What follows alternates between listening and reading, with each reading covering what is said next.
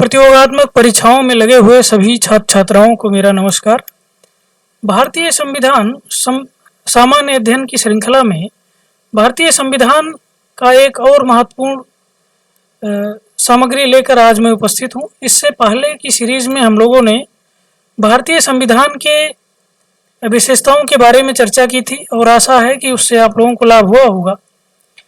भारतीय संविधान का जो अनुसूचियां हैं वो भी एक महत्वपूर्ण स्थान रखती हैं और जैसा कि हमने इससे पहले वाले वीडियो में बताया था कि संविधान के शुरुआत में हमारे संविधान में कुल 8 अनुसूचियां थी, जो बाद में अलग अलग संविधान संशोधनों के द्वारा बढ़कर 12 हो गई।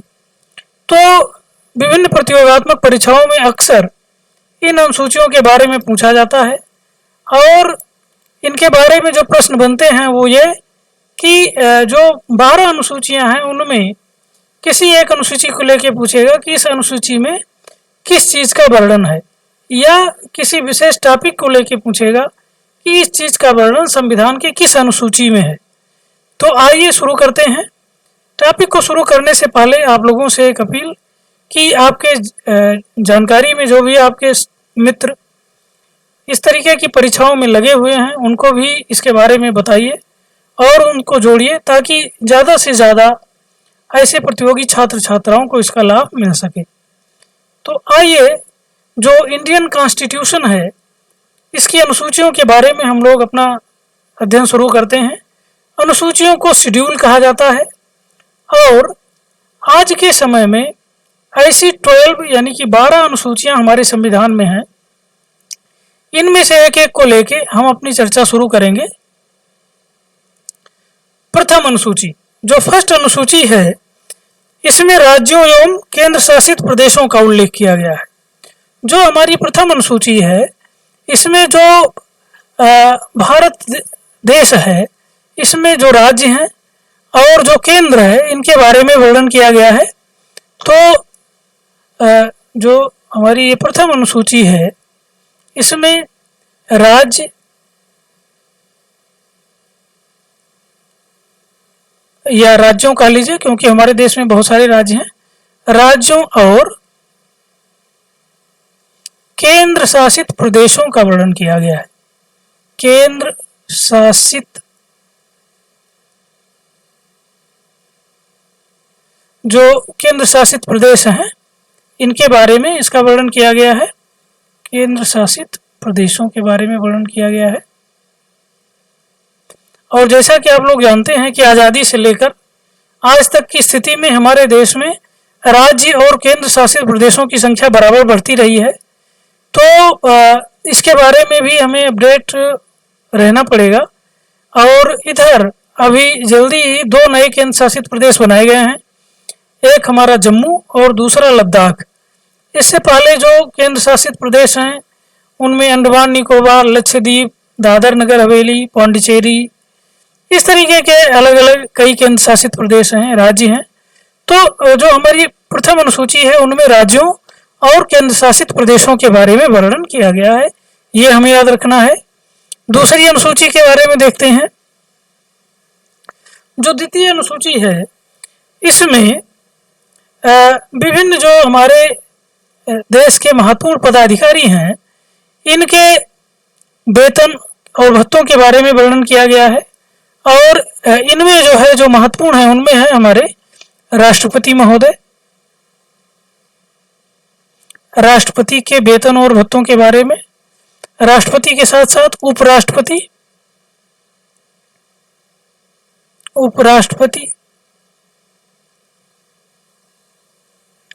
लोकसभा अध्यक्ष, नियंत्रक एवं महालेखा परीक्षक, उपराष्ट्रपति के बाद लोकसभा अध्यक्ष, ये भी एक महत्वपूर्ण पद है।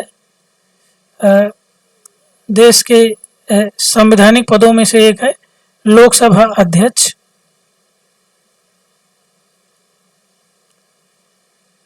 और नियंत्रक एवं महालेखा परीक्षक, नियंत्रक एवं महालेखा परीक्षक,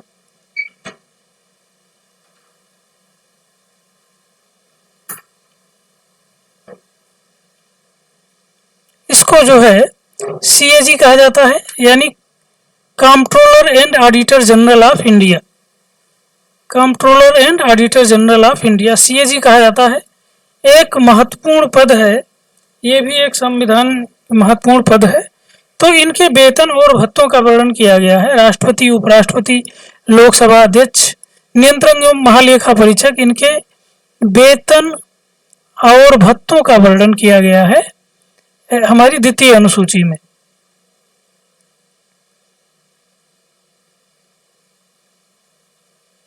तो ये हो गया हमारा द्वितीय अनुसूची। अब आइए तृतीय अनुसूची के बारे में देखते हैं। तृतीय अनुसूची में जो विभिन्न पदों के संबंध में विषयों का उल्लेख है, जो हमारी थर्ड शेड्यूल है यानी तीसरी अनुसूची है, इनमें जो हमारे तमाम संवैधानिक पद हैं उनके जो शपथ के बारे में प्रारूप है उसका वर्णन किया गया है। विभिन्न पदों के सापेक्ष लिए जाने वाले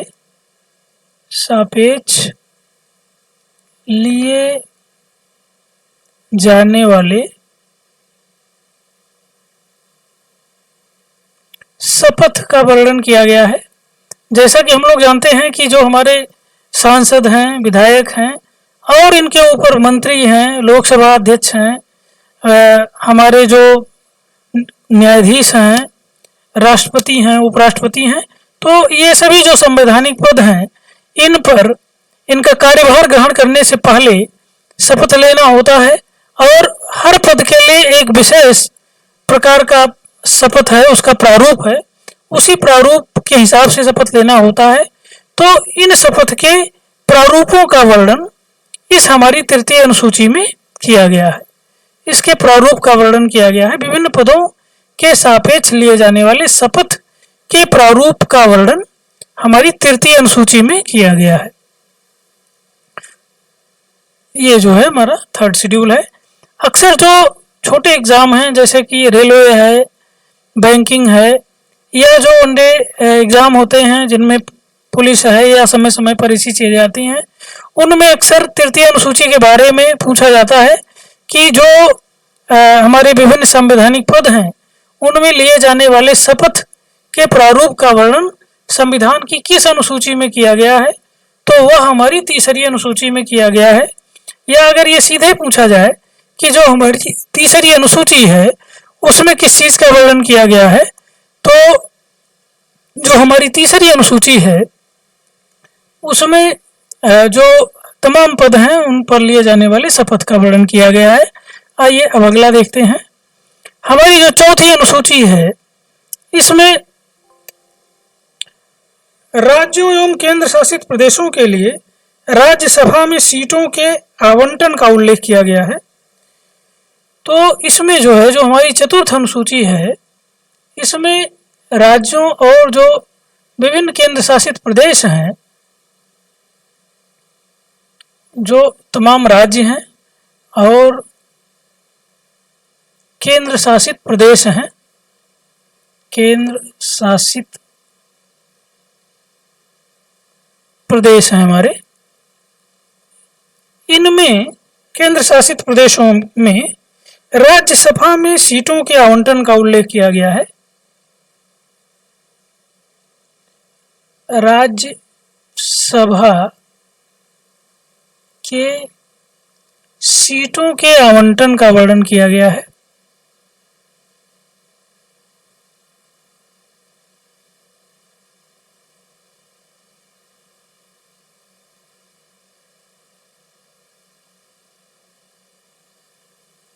यानी कि जो हमारे देश में तमाम राज्य हैं और केंद्र शासित प्रदेश हैं, तो उनमें किस राज्य में कितनी लोकसभा सीटें होंगी इसके बारे में इसमें वर्णन किया गया है। जो हमारी चतुर्थ अनुसूची है, छोटे एग्जाम में अक्सर ये कम पूछा जाता है, लेकिन जो लोग सिविल सर्विसेज की तैयारी में लगे हैं उनको हर एक बारीक चीज़ों के बारे में ज्ञान होना चाहिए और उनसे किसी भी अनुसूची के बारे में पूछा जा सकता है। तो चतुर्थ अनुसूची में हो गया। अब आइए हम लोग पांचवी अनुसूची देखते हैं। जो पांचवी अनुसूची है इसमें अनुसूचित क्षेत्रों और अनुसूचित जनजातियों के प्रशासन एवं नियंत्रण से संबंधित प्रावधान किए गए हैं। जो पंचम अनुसूची है इसमें देश के कुछ ऐसे क्षेत्र हैं जिनको अनुसूचित जाति और अनुसूचित जनजाति क्षेत्र के रूप में चिन्हित किया गया है। तो जो पंचम अनुसूची है इनमें अनुसूचित क्षेत्रों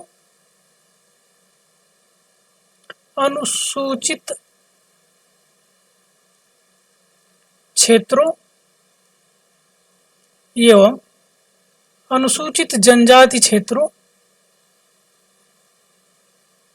अनुसूचित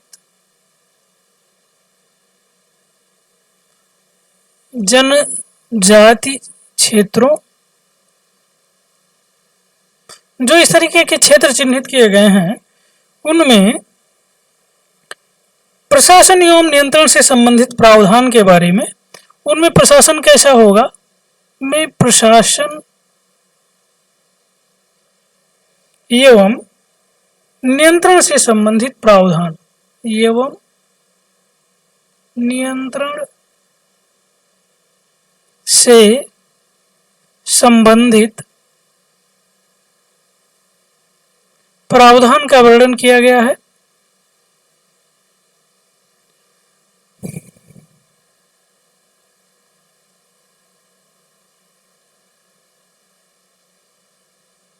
तो जो देश में अलग अलग भागों में कुछ ऐसे scheduled areas and scheduled tribe areas mark किए गए हैं, चिन्हित किए गए हैं, उनमें प्रशासन का तरीका क्या होगा, उनमें नियम कानून किस तरीके से लागू होंगे, इसका वर्णन जो हमारी पांचवी अनुसूची है यह 5th शेड्यूल संविधान का है उसमें वर्णन किया गया है।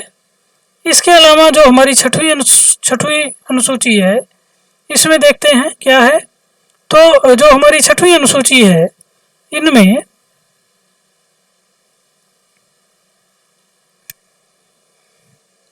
असम, मेघालय, त्रिपुरा एवं मिजोरम राज्यों के जनजाति क्षेत्रों के प्रशासन के बारे में उपबंध किया गया है।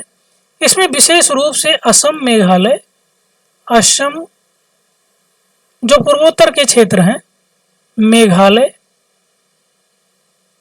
त्रिपुरा, ये जो क्षेत्र हैं असम, मेघालय, त्रिपुरा, मिजोरम राज्यों के जनजाति क्षेत्रों, मिजोरम राज्यों के जनजाति क्षेत्रों, मिजोरम राज्यों के जनजाति क्षेत्रों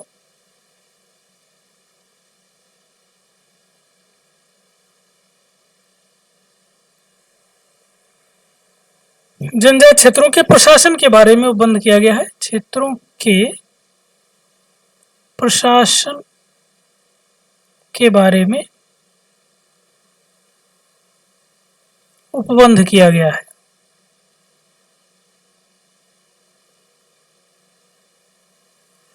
तो इस तरीके से जो हमारी पांचवी और छठी अनुसूची हैं ये देश में जो अनुसूचित जाति, अनुसूचित जनजाति क्षेत्र हैं उनमें प्रशासन और नियम कानूनों के लागू करने के बारे में जो प्रावधान है उनका वर्णन किया गया है।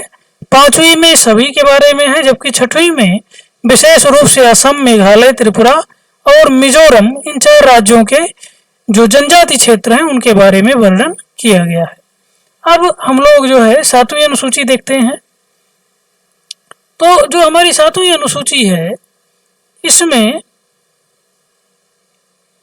जो हमारी 7वीं अनुसूची है इसमें केंद्र एवं राज्य के बीच विधायी शक्तियों के वितरण से संबंधित संघ सूची, राज्य सूची एवं समवर्ती सूची का उल्लेख किया गया है। तो जो हमारी 7वीं अनुसूची है इसमें केंद्र और जो राज्य हैं यानी केंद्र की सरकार है और जो राज्य की सरकारें हैं, राज्य की सरकारों के बीच शक्तियों के विभाजन, सरकारों के बीच शक्तियों के विभाजन का वर्णन किया गया है।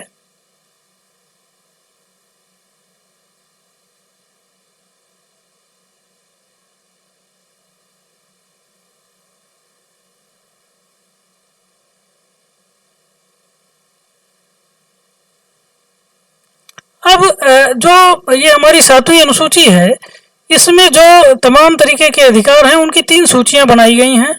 पहला केंद्र सूची है। केंद्र सूची में जो विषय वर्णित हैं उनमें केवल केंद्र का अधिकार होता है। दूसरी राज्य सूची है। इसमें जो विषय वर्णित हैं वो नाम के हिसाब से इनमें राज्यों का अधिकार होता है नियम कानून बनाने का और उसको नियंत्रण करने का। जो हमारी तीसरी सूची है उसको समवर्ती सूची कहा जाता है और इनमें ऐसे विषयों को रखा गया है जिनमें राज्य और केंद्र दोनों का अधिकार होता है, यानी राज्य भी बना सकता है केंद्र भी बना सकता है। इन दोनों का अधिकार जो इस समवर्ती विषय में समवर्ती सूची में जो विषय रखे गए हैं ऐसे विषयों के बारे में नियम कानून बनाने का और उनका नियंत्रण करने का अधिकार केंद्र और राज्य दोनों का होता है। दोनों जैसी जरूरतें समझते हैं उस हिसाब से अपने विधि या नियम बना सकते हैं। तो इस तरीके से 7वीं अनुसूची जो है वो केंद्र और राज्य के बीच शक्तियों के बंटवारे से संबंधित है और इनमें 3 प्रकार के ऐसी सूचियां बनाई गई हैं जिन्हें हम केंद्र सूची, राज्य सूची और समवर्ती सूची कहते हैं। केंद्र सूची में शामिल विषयों में केंद्र नियम बनाता है, राज्य सूची में शामिल विषयों में राज्य नियम बनाता है और समवर्ती सूची में शामिल विषयों में राज्य और केंद्र दोनों नियम बना सकते हैं। तो ये हो गई हमारी 7वीं अनुसूची। अब हम लोग लेते हैं 8वीं अनुसूची के बारे में। तो 8वीं अनुसूची जो है काफ़ी इम्पोर्टेंट है और लगभग सारे एग्जामों में ये पूछी जाती है। इसका संबंध भाषाओं से है। ये जो 8वीं अनुसूची है इसमें जो आधिकारिक भाषाएं हैं भारत की उसका वर्णन किया गया है जिनको हम ऑफिशियल लैंग्वेज कहते हैं। इसमें भारत की आधिकारिक भाषाओं का वर्णन किया गया है।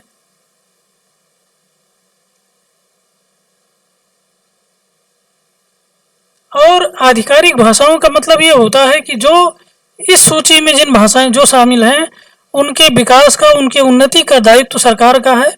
सरकार इन सभी भाषाओं को एक समान दृष्टि से उनके विकास का उनसे संबंधित साहित्य सृजन का या जो भी जरूरत हो उन सबका प्रयास समान रूप से करती है। इनमें भेदभाव नहीं किया जा सकता। अब इनके बारे में जो है समय समय पर इनकी संख्या घटती बढ़ती रही है। शुरू में जब संविधान बना था तो उस समय यानी कि 1950 के समय इसमें 14 भाषाएं थी। बाद में 1967 में 21वां संविधान संशोधन किया गया। 1967 में 21वां संविधान संशोधन किया गया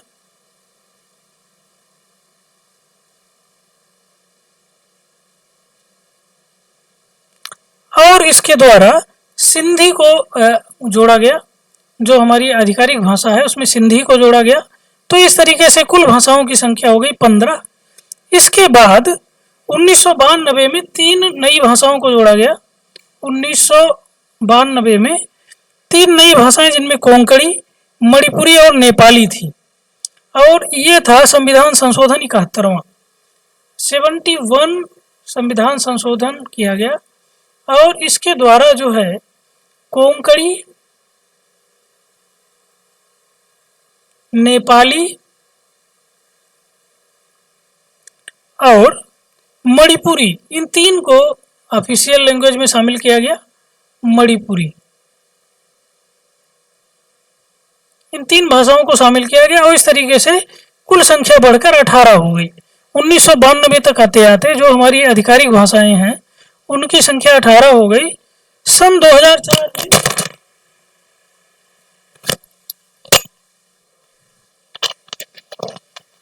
2004 में इसमें फिर परिवर्तन किया गया और ये जो है 92वां संविधान संशोधन किया गया सन 2004 में।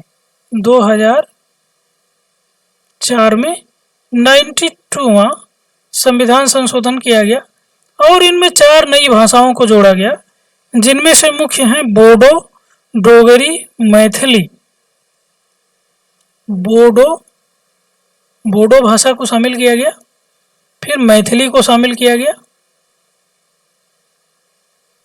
बोडो, मैथिली,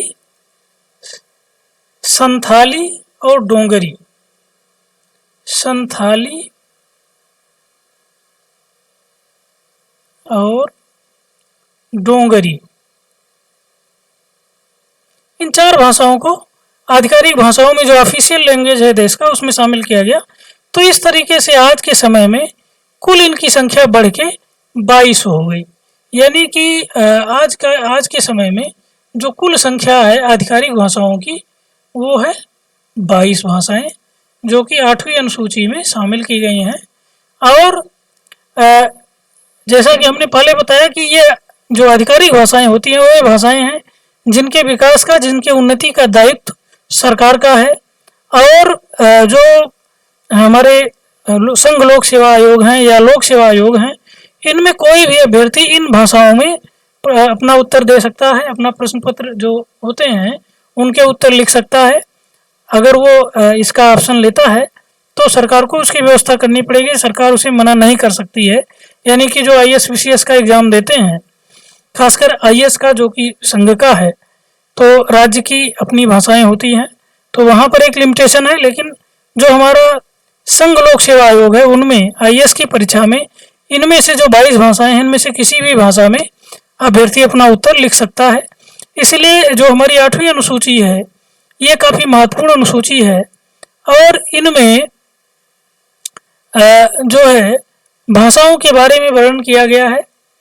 जो हमारी भाषाएं हैं उनके बारे में वर्णन किया गया है। आइए अब हम लोग नेक्स्ट देखते हैं 9वीं अनुसूची के बारे में। तो ये जो 9वीं अनुसूची है इसमें 9वीं अनुसूची में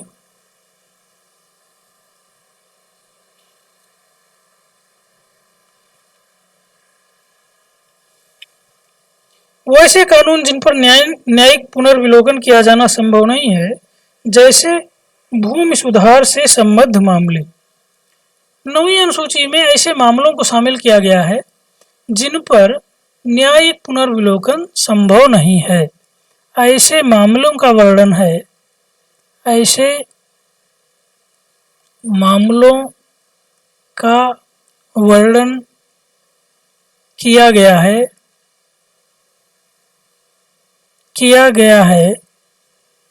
जिन पर न्यायिक पुनरावलोकन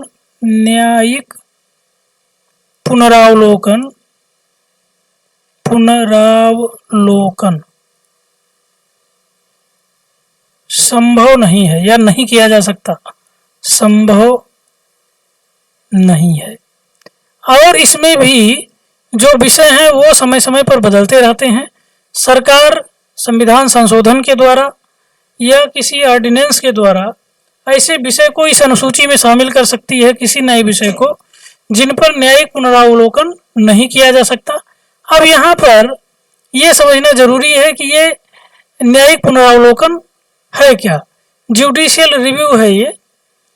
तो न्यायिक पुनरावलोकन का मतलब ये होता है कि सरकार जब कोई कानून बनाती है और अगर किसी व्यक्ति को यह लगे कि यह कानून सही नहीं है, देश के संविधान के अनुसार नहीं है, तो वह कोर्ट में न्यायालय में इस बात की अर्जी दे सकता है कि इसका न्यायालय न्यायिक पुनरावलोकन करे।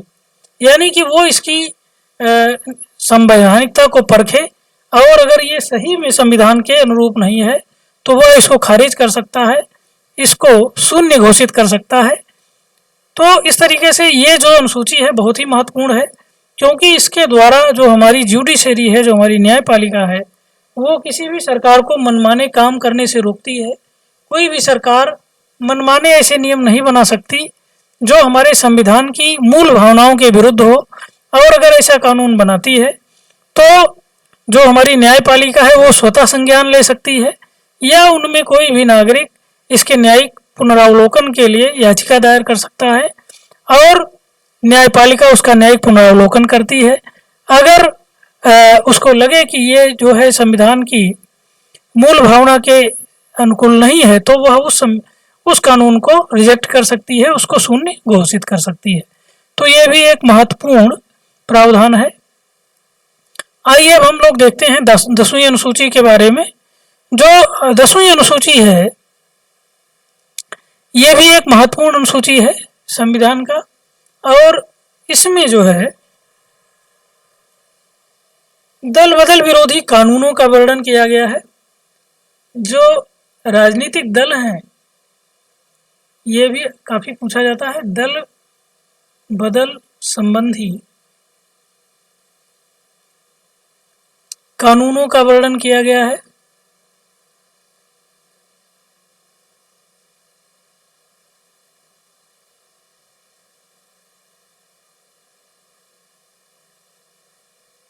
इसका मतलब यह है कि जो राजनीतिक दल हैं वो उनमें अगर जो कैंडिडेट हैं वो दल बदलते हैं तो उनके कैंडिडेचर पर क्या असर पड़ेगा, वो क्या अपने जिस पद के लिए वो जीत के आए हैं वो बना रहेगा या समाप्त किया जाएगा। इस बारे में जो भी प्रावधान है उसका वर्णन 10वीं अनुसूची में किया गया है, और इसमें भी समय समय पर नए कानून शामिल किए गए हैं, दल बदल संबंधी कानून बनाए गए हैं।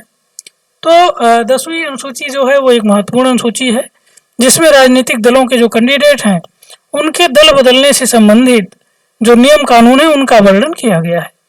अब जो है हमारी जो अगली महत्वपूर्ण अनुसूची है वो है 11वीं अनुसूची, और इनमें जो लोकल प्रशासन है उनका वर्णन, उनके बारे में नियम कानून बनाए गए हैं। इसमें ग्राम पंचायतों को विधि निर्मित कर उत्तरदायित्व सौंपने के बारे में वर्णन किया गया है। इसमें जो है 11वीं अनुसूची जो है हमारा, इसमें राज्य सरकारें नियम बनाकर, कानून बनाकर, जो राज्य सरकारें हैं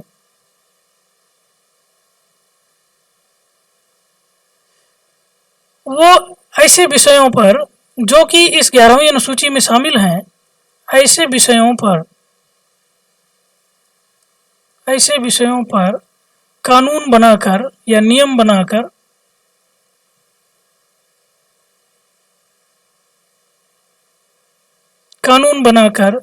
जो ग्राम पंचायतों हैं, ग्राम पंचायतों को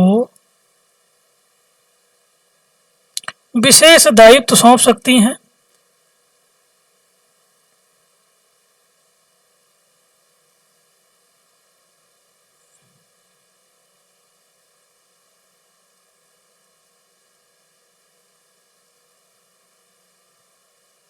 इसका वर्णन किया गया। इसका मतलब यह है कि कुल 11वीं जो अनुसूची है हमारी, इसमें कुल 29 ऐसे विषय हैं जिन पर, इन विषयों पर राज्य सरकारें नियम बना के ये अनिवार्य कर सकती हैं कि जो ग्राम पंचायतें हैं उनको ये काम करना है। चाहे तो वो ऐसा कानून बना सकती हैं और नहीं बनाती हैं तो कोई बात नहीं। मतलब ये जो 11वीं अनुसूची है वो राज्य सरकारों को ये अधिकार देती है कि वो इन विषयों पर विशेष कानून बना के जो हमारी ग्राम पंचायतें हैं उनको कोई विशेष दायित्व दे सकती हैं, विशेष दायित्व सौंप सकती हैं। तो ये हो गई हमारी 11वीं अनुसूची। और जो 12वीं अनुसूची है वो भी इसी से संबंधित है। 12वीं अनुसूची में जो हमारी नगर पालिकाएं हैं, यानी कि 12वीं अनुसूची में ऐसे विषयों को शामिल किया गया है, ऐसे विषय शामिल किए गए हैं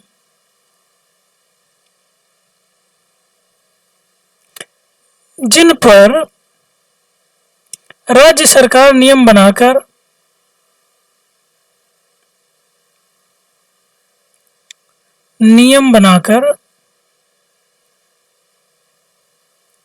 जो नगर पालिकाएं हैं या नगर पंचायतें हैं, नगर पालिकाओं को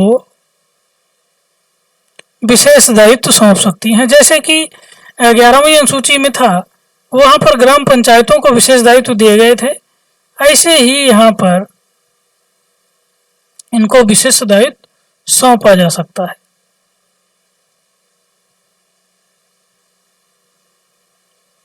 सौंप सकती हैं।